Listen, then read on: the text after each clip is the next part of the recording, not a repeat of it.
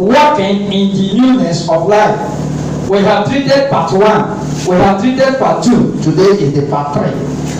Walking in the newness of life. What does that imply? Walking means somebody that is alive, because you must be alive to walk. Then the newness of life is the transformed life. So we are learning today how to live the transformed life. How to live like a born again child of God. Not people say, are you born again? Yes.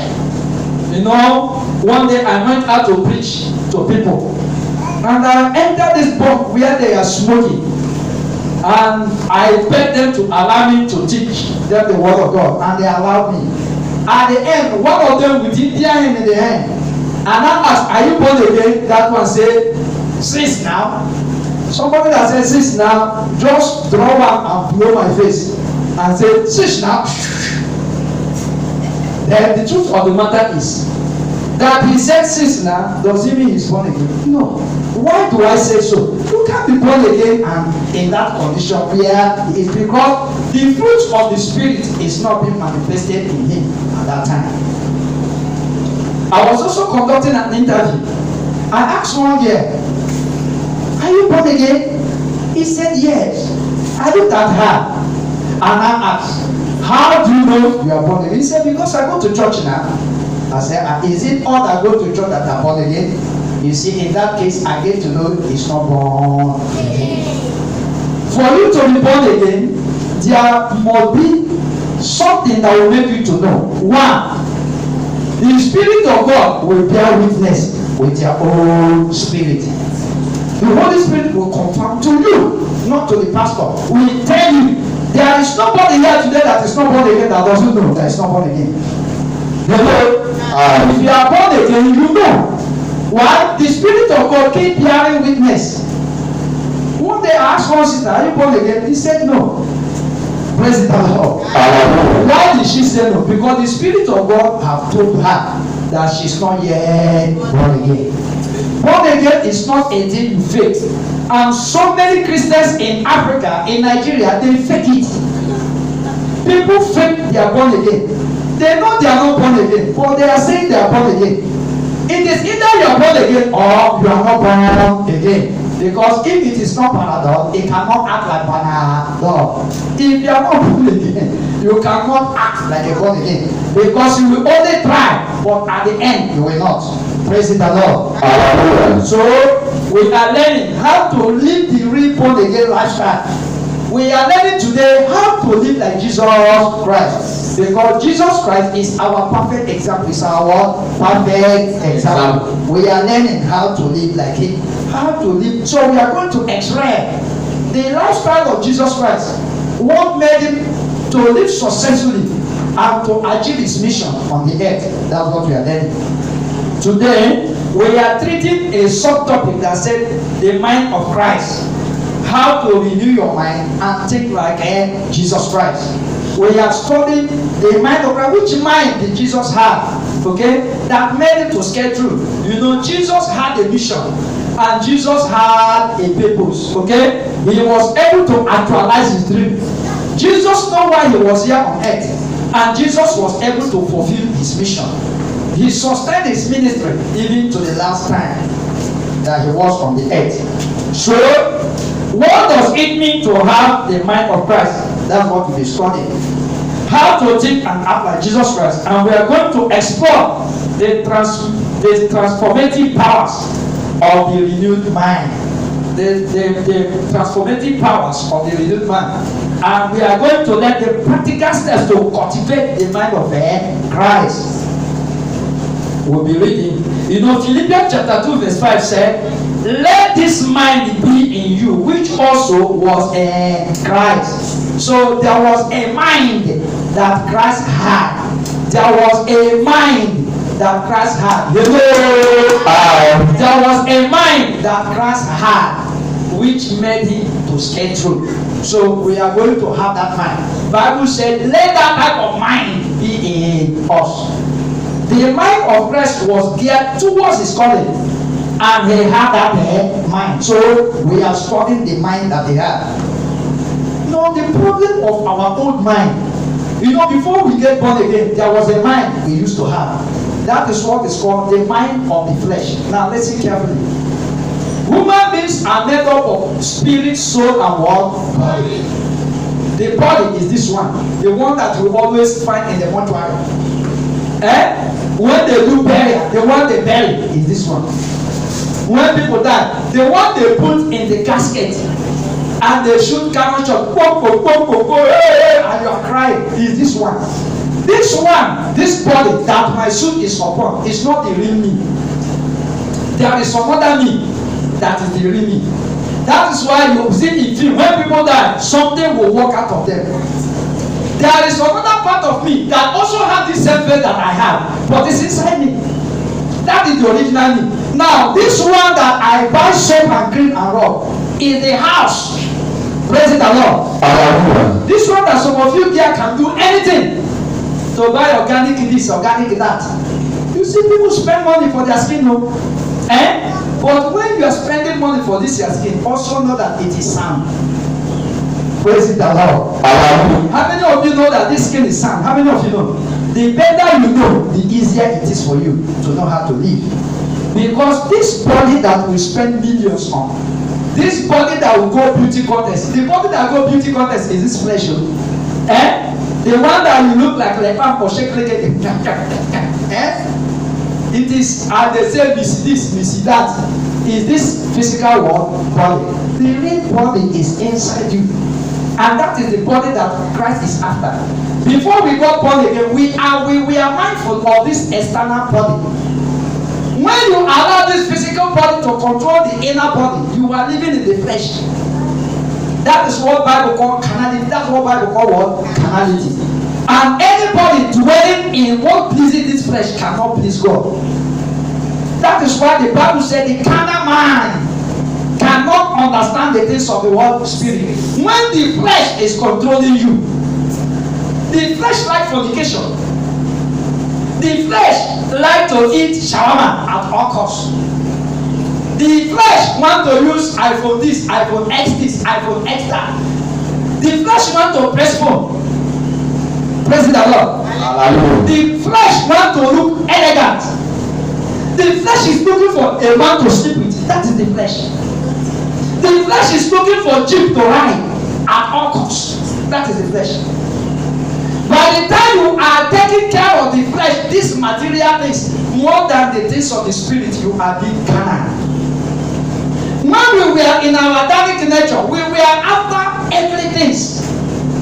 That was what exactly happened in the Garden of Eden. When Adam sinned against God, Adam became conscious of the physical environment more than God. The attention and the mind of Adam was centered. Adam began to know that he was very naked with the wife that he never knew before. You were naked in the garden. Who is looking at you now? It's only you and your wife. A man that is in the room and it's only the husband and wife. What is the meaning of nakedness? But all this while, he never knew that he was what? Naked.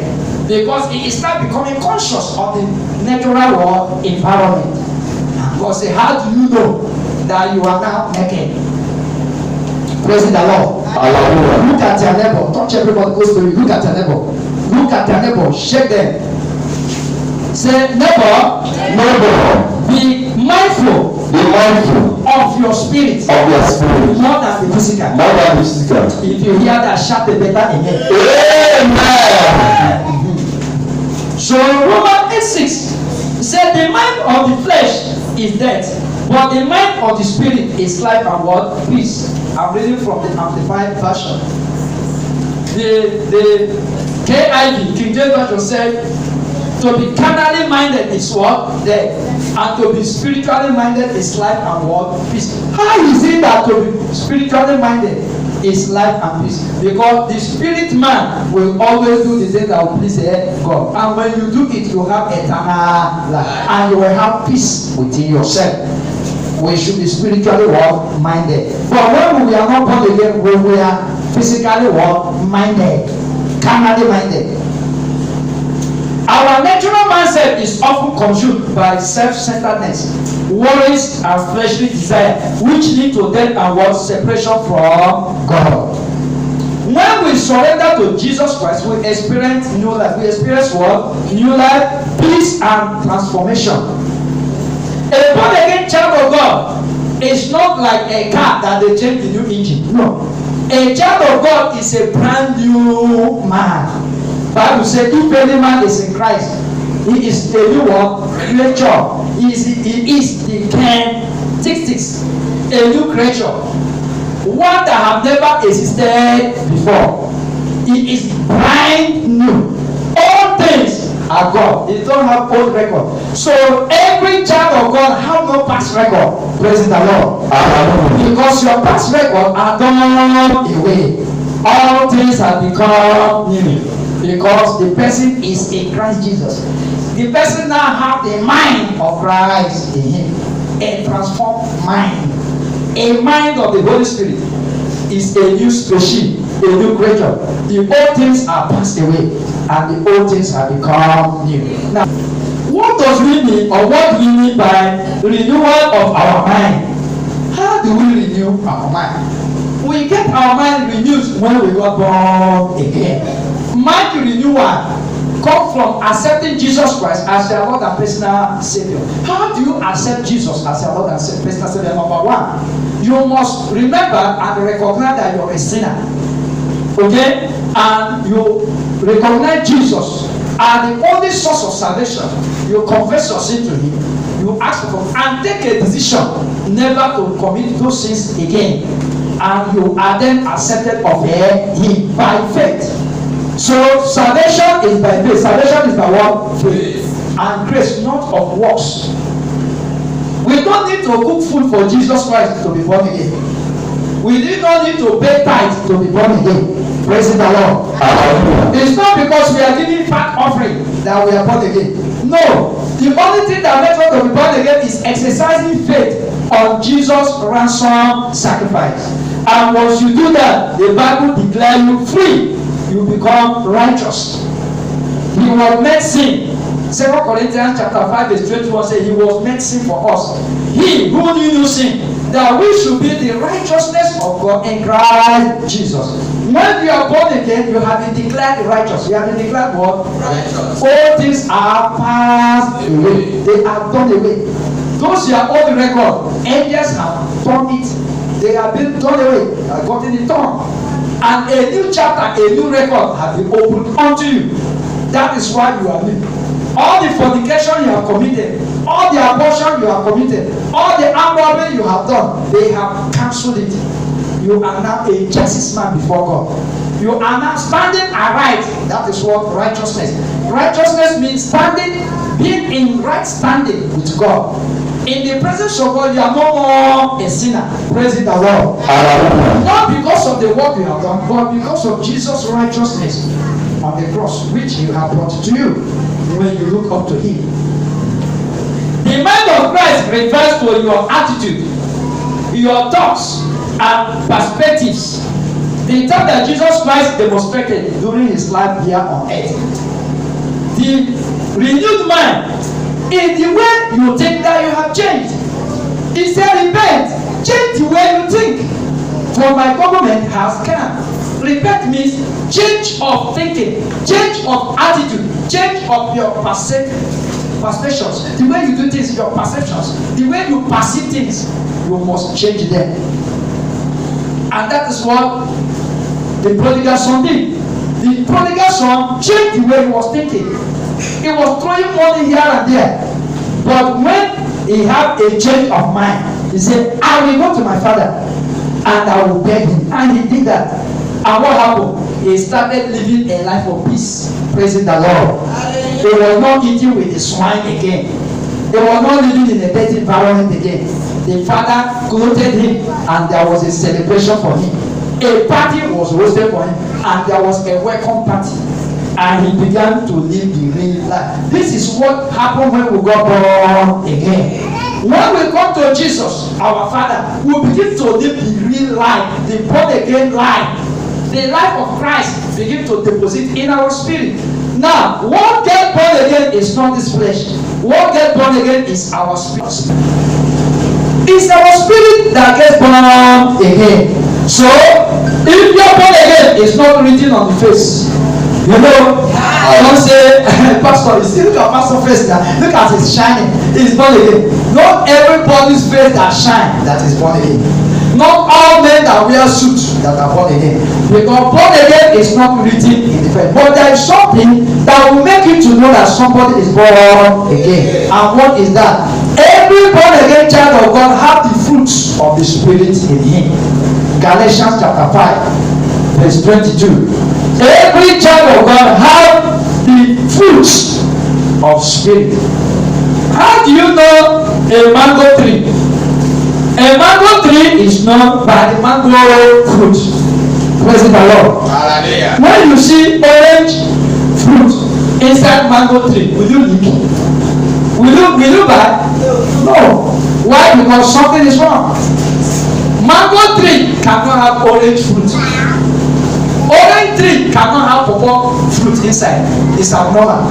Because you must produce the fruit of your kind. Praise the Lord. Hallelujah. When a child of God begins to commit fornication, something is wrong. When somebody God is saying the child of God is going to native doctor, a child of God becoming a dangerous liar, a child of God becoming a hookup madam, a child of God becoming a ritualist, something is wrong with that person because it's not the fruit of repentance. Galatians chapter 5 verse 22. But the fruit of the Spirit is love. Is what? Love. Joy. Everybody say joy. Peace. Everybody say peace. Peace. Long suffering. Gentleness. Goodness. And faith. Have you seen that? Even faith is the fruit of the word Spirit. So every child of God already have faith. Because when you got born again, it is given to you as a fruit. It's a gift to you. So don't say I don't have faith. You already have what? Faith. What you should do is to develop your faith because it's there as a gift given unto you. 23. Meekness, temperance, against such there is no law. You see, that is the fruit of the Spirit. So if you are a child of God, if you are born again, you must have these fruits. If you don't have them, you are not yet born again.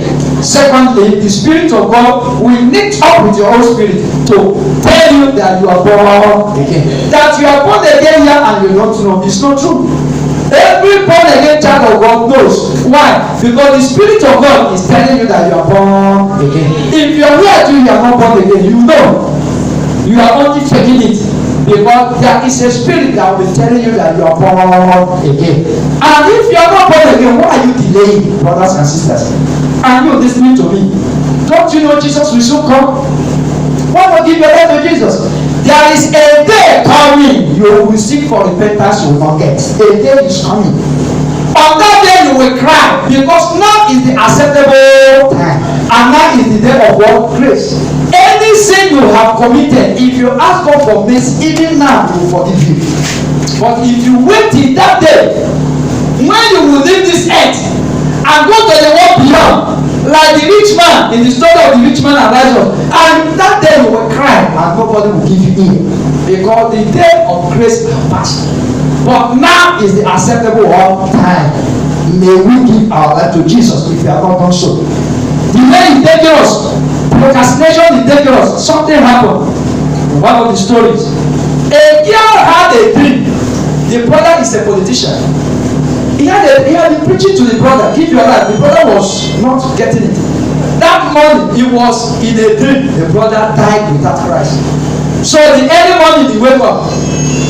And as he woke up, the brother was going out. He knelt down before the brother. He said, please, brother, give your life to Jesus. The dream I have about you today is terrible. I saw you going to hell. Brother, give your life. And the brother laughed and said, Mr. This your church is calling you man. As the man was going, the sister was crying because he know what he saw. You know one thing? The man ignored. He went to that business trip and could not come back. He met his death. And the girl was crying. Everybody was crying because who will give them money was not there. But the girl was crying because the brother died without Jesus. He said, but I have opportunity to give my brother Jesus. but my brother rejected, and now he's in hell because I saw him in hell in that dream. That will not be your portion in Jesus' name. Amen. You must make heaven. Amen. In the name of Jesus Christ. Amen.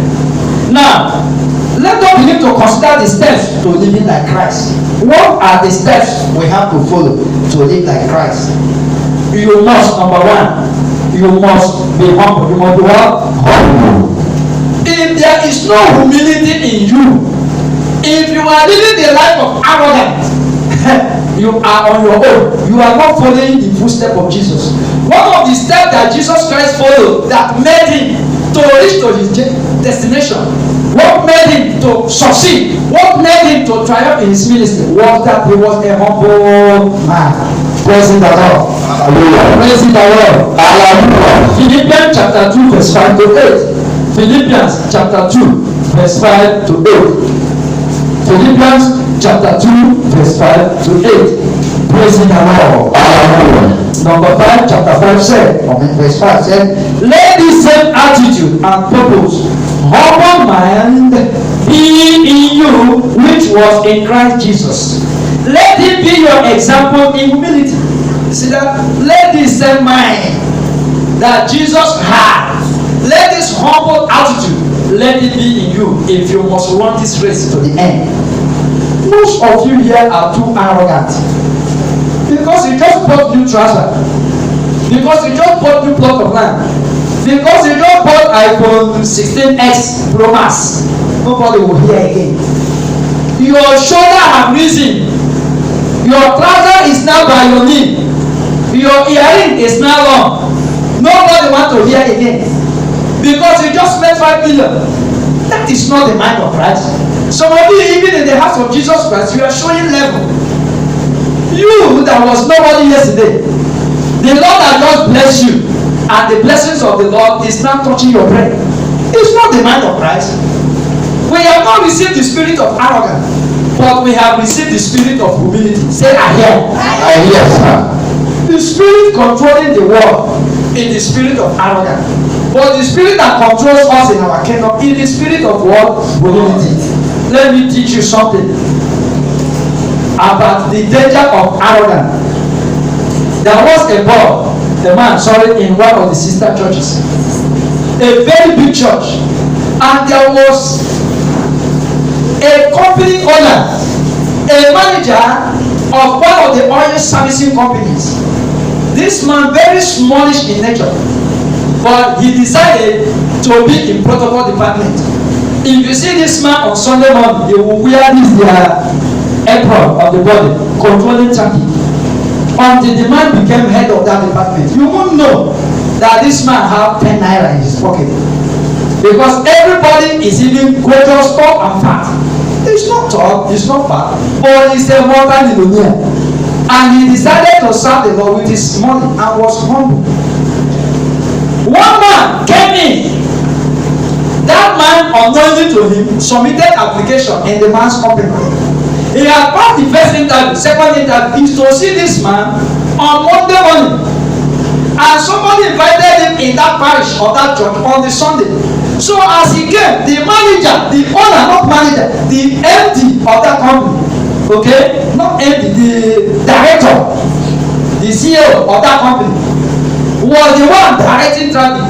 As he asked the man to park well, the man's very tall man. The man said, shut up, my friend. Are you to tell me where to park? As the man was trying, he was shouting on the people gathered. He created sin until they forced him to obey. And he spoke to that CEO anyhow. You know the company. He didn't know that where you go for interview for the final screening is the man's office. So on Monday morning, he arrived, seated, waiting for the MD and the CEO, waiting for the owner of the company. Sorry. As the man came this morning, now the man is now in Hazard for Babada and with escort. While on Sunday morning there was no escort. He was a very simple man. But on Monday morning, the man is feeling so. Even the car that called him, Asasa, everybody, even the tall and small. He didn't know the man, but the man knew him. As the man sat in the office, the young man came in, the job seeker, that is supposed to handle a sensitive position. The man looked at him again. He said, young man, what's your name? He mentioned the name. He looked at the paper. Everything performance excellent. Even the manager had recommended. He said, this is the man, he have experience. This. He just to negotiate salary. But he looked at the man again. He said, you say your name is what? Where are you from? I have seen your records. You are a wonderful man. He said, yes, sir. He said, but did you attend so church? Which church did you attend yesterday? He first asked him, are you a Christian? He said, yes. He said, which church do you go? He quoted the church. One day. He said, were you in church? Did you go to church? How long have you been in church? Were you in church yesterday? He said, which of the parish? He mentioned the parish. The man removed his eyeglass. He said, look at my face. Can you recognize me? He said, no, sir. You attended so church with so car color. He said, yes. He said, there were traffic men. They were ordering you to enter. He said, what was your problem with that man? Those people. He lied against the man, that the man was looking for trouble. The man said, I am the man. The man I just said this here. That man you are talking, look at my face very well. I am that man that was asking you that I wanted to beat. The man's body became paralyzed. He said, convince me that you will not beat me one day in this office if I give you. He says, tell me with that kind of attitude you have. If I make you this officer you want in this company, one day you will slap me because I'm that same man that you want to slap. Please go and work on your character. Are you seeing that? And that is how the man of the job. Character is a problem to most Christians. Most of us, what will make us not to go to heaven is character. Is what? A beautiful woman without a character is useless. A PhD holder without a character is useless. So your academic qualification add character. Your credentials will give you job, but your character will sustain the job. Say I hear. A wholesome man and woman cannot handle sensitive positions. And that is why the Bible said, let this man be in you. That was in Christ, who humbled himself. Verse 6. Who though being essentially one with God and in form of God, possessing the fullness of a divine nature, did not think equality or blood or written.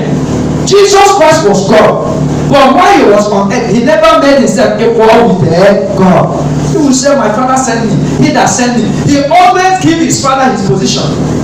Verse 7. But stripped himself of all privilege and rightful dignity, so as to assume the gifts of a servant, a slave, in that he became like man and was born in human as a human being. You see that? How many of you here are looking at me? Even me, I cannot do it. How many of you here can become a goat, like goat? They born you like goat so that you can save goat. How many of you? Sister Jonathan, can you do it? To change to goat, tell goat to born you so that you begin to eat grass like goat. And your mission is just to save goat so that you can come back to human being. No man does that. But Jesus did it. Jesus became man, approved man, maker of man, became man to save man. And not only saving man, he humbled himself to the cross. They pour saliva on him, his fellow child. They pour saliva. If you have come down here, let us see you. Nonsense man. Prostitutes. Pour saliva on him. On the cross, they naked him. Not all these things they are drawing picture of Jesus putting wrapper on the waist because they don't want to insult the master. On the cross, Jesus was completely naked. All the blood, everything they put on, all those things, he endured it in order to save man. He said, let that mind that was in Christ, let it be in us. We must have humble mind. We must have humble mind. Look at your neighbor. Say neighbor. Neighbor. Change the way you think. Change the way you think. Have a humble mind. Have a humble mind. I'm telling you, that's the problem. That's the problem. We are to have the same mindset of Jesus Christ. We must humble ourselves. We must be selfless in our work as Christians. Number 2, we must show love to all. We must show love to all. That is where we are also missing it. This area, most Christians are not living it. We must show love to to those who love us and to those who do not love us. Matthew chapter 5 verse 44. Matthew 5 verse 44. He said, but I say unto you, love your enemies. Are you seeing that? The law of Moses say, love those who love you. But the law of Jesus Christ say, love your what? Enemy. Who is your enemy? Somebody who wants to poison you. Somebody who wants to close down your business. Somebody that have been going to native doctor because of you. And the Bible is saying, love him. Is the one of us stupid by telling us to love him? No. It's a bless them that curse you. Do good for them which despitefully use you and persecute you. Romans chapter 12. Romans 12 from verse 7. Church, are we learning something? Yes, sir. Romans 12 verse 17. We must show love to all. That is the nature of Jesus Christ. We must show love to all, even our enemies. All this prayer of die, it's just because we are ignorant of the scriptures. If all your enemies die, if all your enemies, who will you preach to? Because this that kind of Christianity has become a modern day thing, and it is coming from the occult kingdom. It's not from the kingdom of light. Enemy that, and you kill all. If God begin to answer all the die, you see that there is no more unbeliever on earth. Then who will you preach to? Praise the Lord. You do those things unbelievers are doing. You did it. You know, when you are not accepted Jesus Christ as we are you not doing it? You will even doing more. If somebody has prayed that and you die, and today you are born again. So such opportunity should also be given to unbelievers. And that is why we must love them. That is why we must do what? Love them. Praise the Lord. Yeah. We pray for vengeance. But also remember that these ones are for you to convert them into what? Christianity. Not just to kill them. The teachings of Jesus Christ never said enemy should die. But it was the law of Moses. Okay, who said have nothing to do with witchcraft. Okay, all witches we should suffer them to die.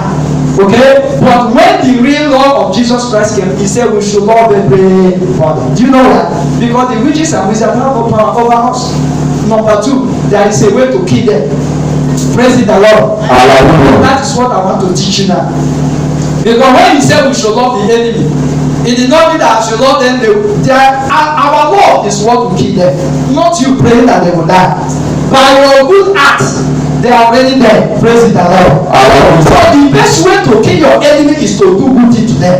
That's all. Because the kingdom where they belong, there is no law. If you are doing good to your enemy, you are killing them.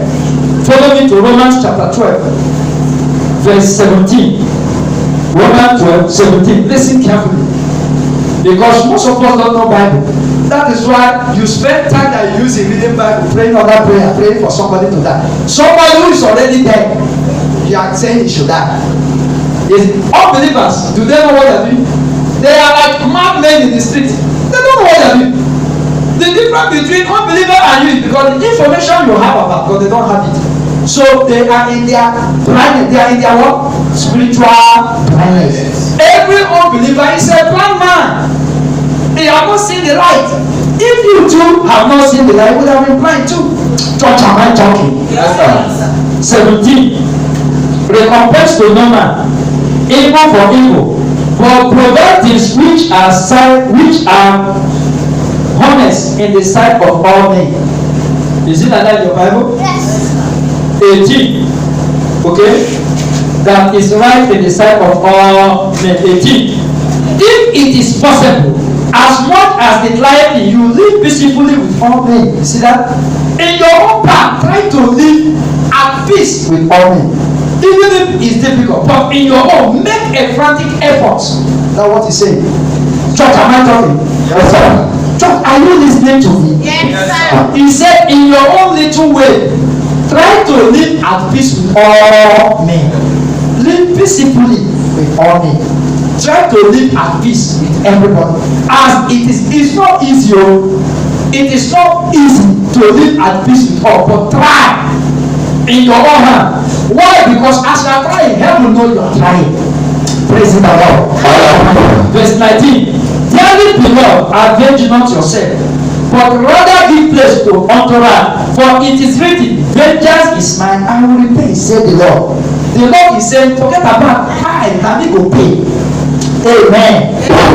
I will pay, said the Lord. Leave it. Don't do to them. Forget about the payment.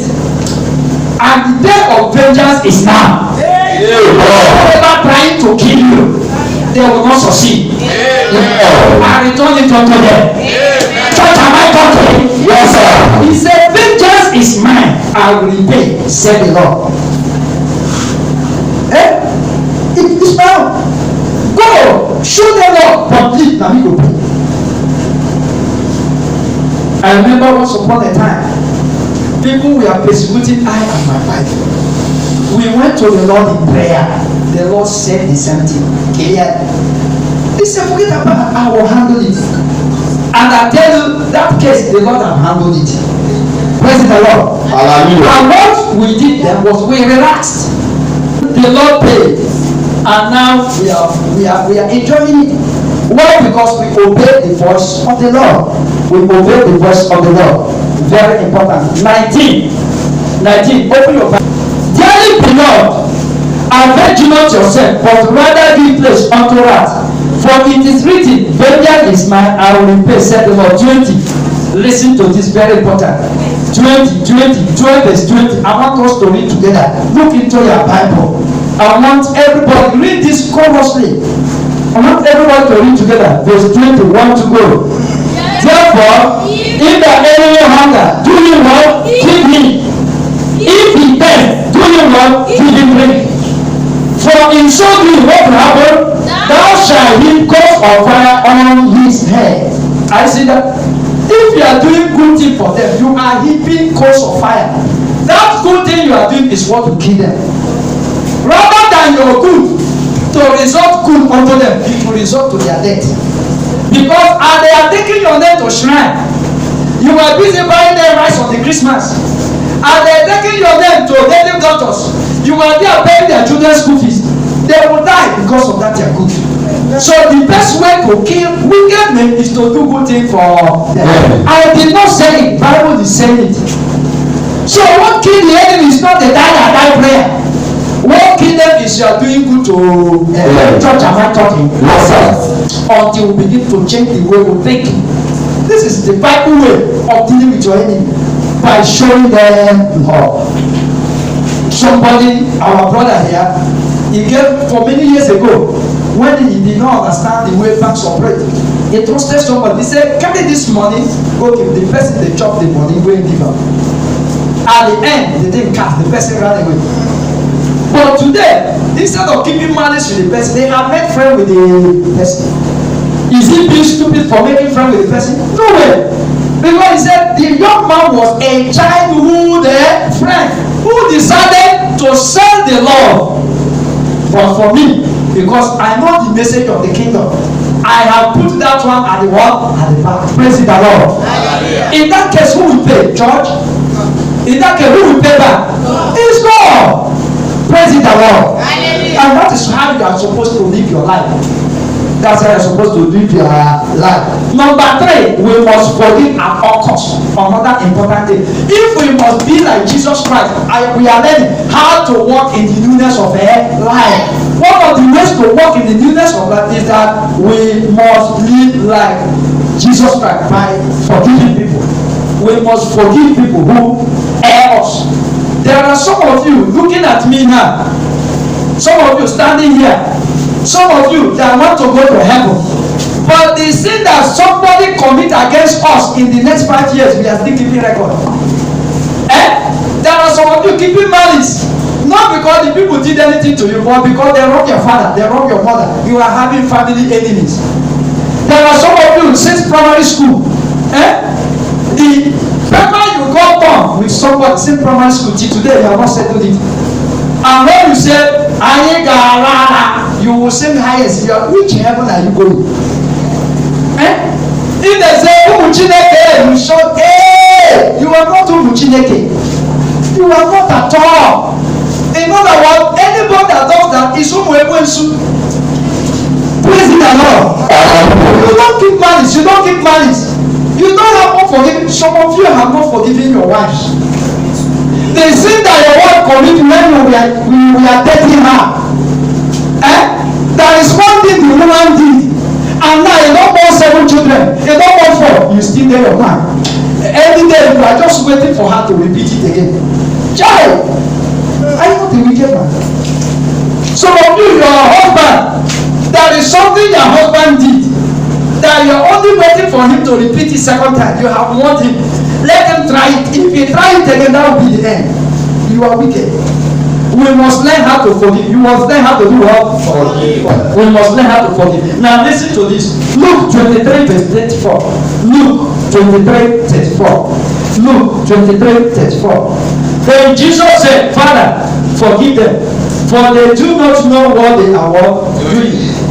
They don't know what they are doing. Do you know what that statement means? It's a Father, forgive them because they are blind. If they know what they are doing, they will do it. And not doing it, do you know what they say? Let this sin be on our head, on our children's, because they were blind. And after they said that, many years after, Adolf Hitler came and wiped the whole Jews. Because they said, let this, about how many million Jews died? 70. But 70 of them was massacred. 70. 600 or 700 thereabout was massacre of Jews. Adolf Hitler made sure that wherever the Jews are, because the Jews had identity, the color of their eye and whatever, they were using that anywhere they see the Jew. Why? Because they say, let this sin be on us. Let the blood of this innocent and our children. And Jesus said, Father, forgive them. Do not put these sins upon them because they do not know what they are doing. Even when they were crucifying him, when they were naked in him, when they flogged him 39 strokes, when there was they put top of Christ on the head, pressing the thing pierced inside the head, and blood was gushing out. And he also said, Father, forgive them. And he said, let this mind be in you that was in Christ. Learn how to forgive. Learn how to do what? Forgive. Praise the Lord. God wants us to forgive. One man said, I will only forgive my wife, but I cannot forget. I said, okay, you must forgive and do what? Forgive. Jesus said, we must behave like little children. You see your little children, after forgiving them, they cry profoundly. Immediately you open your hand, the child will come and grab you well. The person that forged the child. The child will grab you well. If you see the hand, I will anchor it on you. Sorry, he will be nothing here. If you give him biscuit, he will chew. If you come, let's play, he will still play. The same way you flog. And Bible said, until our mind is renewed like that of little children, we will not make a kingdom. See that? All this harden the mind. It's not of God. Some of us here have iron hearts. Some of you here, if they show you your heart, it's like bullet. In your face you look simple, but in your mind, now stone. He said, when I take decision this time, who are you? Make my decision. Now final, you don't know me. You don't know me, eh? Bible said that thing you want men to do to you, do it to others. How many of us here want people to forgive us when we sin against them? You should also show forgiveness too. Praise the Lord. Hallelujah. If you cannot forgive men their trespasses, neither will your Father in heaven forgive your own trespasses. In our Lord's prayer, we do say it. Forgive us our trespasses, even as we forgive those who trespass against us. So, if you can't forgive men who trespass against you, neither can your heavenly Father forgive you your own trespass, because the human beings around you, they are the God. If you cannot do good thing to your fellow man, you can't also do good thing to God if you see him. He said, when Jesus comes, he will ask us a question. He will tell us something. He will say, I was naked, you fed me. You give me good. I was hungry, and you will tell him, but master, I never saw this face in all the alms I was given. And you say, as you give it to those in need, you are giving it unto me. Church, I get what I'm saying? Yes. So your neighbor is your God. And Jesus was asked, who is my neighbor? And he began to tell them the story of a good Samaritan. A Jew was going from Jerusalem to Jericho, and he fell into the hand of God and robbers. A pastor saw him and ran away. His fellow Israelite, the Jews, saw him. It was an Aboki man. A Muslim who never knew Jesus Christ was the one who came. Said, child, this one too is, even if he's in Yamre, but at least he's a human being. He brought his jeep, put the man inside him, take him to hospital, treat him and pay the hospital fee. And Jesus said, among these persons, who is your neighbor? He said, it is the Aboki. He said, oh, so your neighbor is not just your brother. Your neighbor is that man, okay, that is ready to sacrifice for you. Church, am I talking? Yes. And Jesus said, go and do the same to our people. God wants us to show up. He wants us to show forgiveness. He wants us to be what? Humble. Church, am I really teaching this morning? Yes. I want this message to get into your senses. Number 4, we must show compassion to everyone. We must show what? Compassion. We must show pity to people. Avoid stony heart. Avoid stony heart. Please change this your hardened heart. Change it. Jesus lived a life of showing compassion to people. One day Jesus was passing and they saw a widow crying. What happened to the widow? They were carrying the dead body of the woman's only daughter, only son. And Jesus gave them a sign. They stood still. He saw how the woman was rolling. Jesus touched the blood, the corpse. What happened? The only son get up, and there was joy. Jesus find pleasure in putting smiles in people's faces. You learn how to put smiles on people's faces. Do not find yourself a hardened man on the side of people. Find yourself an easy-going person. Let your association with people be a thing that will make God's name to be glorified. Let people not say to Fiawa. Let people say, oh, Sister Jonathan is a blessing. Praise the Lord. People say, Sister Salvation, Brother Iyala, Gift Johnson is a blessing. In your place of work, don't form to be a demon.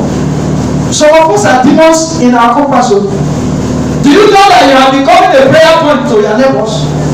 They are praying that you should die because of their own mentality also.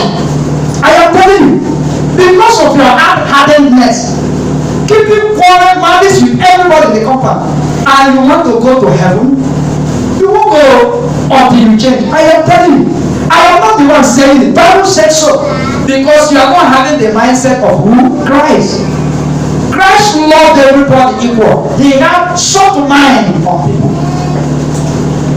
Jesus started performing miracles even before his time. Because there was no wine. Jesus performed miracle of wine because he had compassion on them. Church, are we talking? Yes, sir. Matthew chapter 9 verse 36. And when he saw the multitude, what happened? He was moved with compassion. And he pitied them because they were bewildered and dejected and harassed like sheep without what? Shepherd. He had compassion on them and he gave them the word of God. The reason why you cannot preach is because you don't have the spirit of compassion on you. In your mind, if people want to go to heaven, they should go. After all, I am saved. And that is why you are delaying Jesus coming. Because until this message is preached to every nook and cranny of the kingdom, Jesus coming will not be there. So you must have the mentality of preaching the gospel by your compassionate attitude. Church, are we really talking? Yes, sir.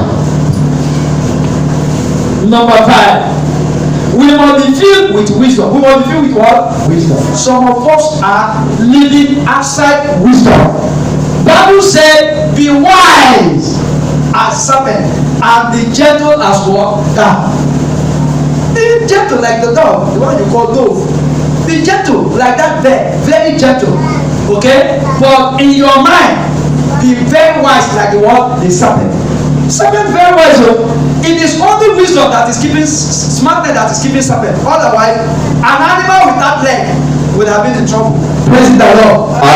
That is why the Bible said that wisdom is the principal thing. Serpent man could survive because he's very wise. Before you come, very sharp, with that small brain, they have calculated everything. He will see you fight. The dead is regnant. They have know what to do. Before you come, he will just do it. Praise the Lord. Hallelujah. Are you getting these things? Yes, sir. Matthew 7:28-29. And when Jesus had finished this saying, that's the Sermon on the Mountain, the crowd were astonished, overwhelmed with bewilderment at his teaching.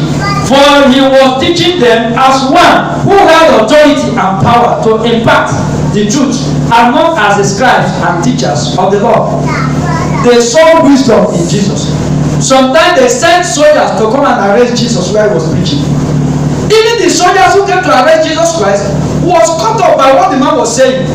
The soldier said, no way, we can't arrest such a man with this kind of wisdom. This man is beyond arrest. How do you arrest a wise man like this? Such a man is not a man. How can you handcuff this kind of man? And they went back and told those who sent them, we have never seen in life a man so knowledgeable like this man. You say we should do what? Arrest. Church, are you hear what I'm saying? Yes. So the wisdom of a man make it a way for him. I take it again. The wisdom of a man make it a way for him. When you are a wise man, people will not treat you like a man. So be wise. Look at your neighbor. Touch your neighbor. Say neighbor, be wise. Be wise. Because your wisdom will make a way for you. Where others go and fail, Where others go and fail, wisdom will help you to succeed. God will to succeed. Praise the Lord. You Hallelujah. know what? The principle they were applying that is causing failure is different from the one you are applying. Church, are we talking? Yes, sir. Very simple. Number 6, we must be filled with faith. We must be filled with what? Faith. We must walk in faith, which is one of the fruits of the Spirit. If you watch all these things I'm applying here, it's one is these fruits of the Spirit. You must be filled with them. We must be filled with faith. Matthew 27, verse 46. About the 9th hour, Jesus cried with a loud voice, saying, Eloi, Eloi, lama sabachthani, meaning, my God, why hast thou forsaken me? On the cross, his father forsook him. Why did his father forsook him? Because he was carrying the sin of the whole world on him. And the eyes of the Lord cannot behold iniquity. So his father had to back him. And displeased his father. And that was the moment he touched Jesus. Because Jesus suffered 2 deaths on the cross. Physical death and spiritual death. He was spiritually separated from God. And that's why he cannot hold it. Because his father is the only reason why he was living. My father, why? They did not understand because he spoke Aramaic language. That language was the language in Aramaic. And they say, oh, he is calling Elijah. Let Elijah come, let us see. He is calling this, let us see. But he was saying, my father, why did you forsake me? Because he was highly capacitated. Yet, it pleased the father that so that he can save me and you. The only moment where Jesus got separated from his father was when the sin of the world was upon him. And glory be to God that he did that and have reconciled us and have reconciled man back to God. Amen. Amen. Church, are we learning something? Yes, sir. It's getting me to feel thrilled that I have been reconciled, that I am not the righteousness of God in Christ Jesus, that the crucifixion of Jesus on the cross, I am one that was crucified. Now that he has risen, I have been risen together with him. And now he is seated in the heavenly places. I am seated with him. Far above principalities and what? Powers. And until you carry the far above mentality, this will never change. We are far above power. We are far above occult. We are far above marine spirit. We are far above powers. Amen. Not just marine water. Marine water is a small power compared to where I am. So how can marine water enter me? Where? How can nobody power control me? How? How can the powers in my father's house, the marine water, the woman in my father's house, how are they coming over me? How? How? Because I am seated far above them. What I tell them to do, they will do. Yes, sir. A man with a senior power is in charge. The world is a world that is operating under power hierarchy. They hire your power, they hire your command. Church, say after me. They hire my power, I have my power. they hire my command. I have my power. Because I have the highest power, Because I have the highest power. I'm in charge. I am in charge. I am the highest commander. I am the highest commander. You don't command commander then. If I have the higher power and I'm commanding, there should be a commander at a time. There shouldn't be commanders at the same time. Praise the Lord. I Hallelujah. am in charge. You are in charge. So Satan have lost it in your life. Amen. Church, am I talking? Yes, sir. That is what I'm saying. He has lost it. You don't have to live in fear again. The victory is yours. I see you swimming in victory. You Amen. are walking in authority and dignity. That is your right in Christ. This is important. The last, we must be God-centered. We must be God-centered. We must take the kingdom priority number one. We must put God first. Jesus put God first. I will do the work of him that sent me where it is a day. Because night cometh when no man can walk. Jesus noticed it. Now, you that want to go to heaven, how far are you putting God's work serious? That is it. You listening to me? How are you putting God's work serious? Some of you are already serving idols. Whatsoever you put above God is the idol you are serving. When Jesus was God, he said, God, some of us used to pray that prayer. Oh God, you know now, I have no other God. Father, you know, I have no other God. You must at my heart. And God is saying, you have many gods, so you have business, so you have your wife, you have clothes, you have it, you have cosmetic hair, you have your hair. You have Raphael as a god. Yeah. Most of us are made other gods. Anything you put above God is your god. If your fashion and designing company is above God, you are serving fashion and design. If your business, that if they call you now, you don't drop everything. Pastor, hold on. In the neck hair. Immediately your phone ring. Church service should hold on when you find money. And now you have been finding the money. How far you don't get out? The blessings of the Lord is what makes you rich. Say I hear. The blessings of the Lord is what makes you rich. Your labor doesn't make you rich. Your labor is to put food in your stomach. When the blessing comes, riches come. And you must seek God. You must seek God to be blessed. I get what I'm saying? You are not blessed because of the work you are doing. You are only eating. The work you are doing is a seed. And when you get the seed, you invest it into the kingdom. And your preaching assignment is part of your investment into the kingdom advancement endeavor. You are giving. So, we must invest. Stand to your feet. We must invest. Stand to your feet, everybody. Look at your neighbor eyeball to eyeball. Then you must invest. Invest your time. Invest your money. Invest all. For the promotion of the kingdom. That is where your blessing is coming from. Lift up your hand towards heaven.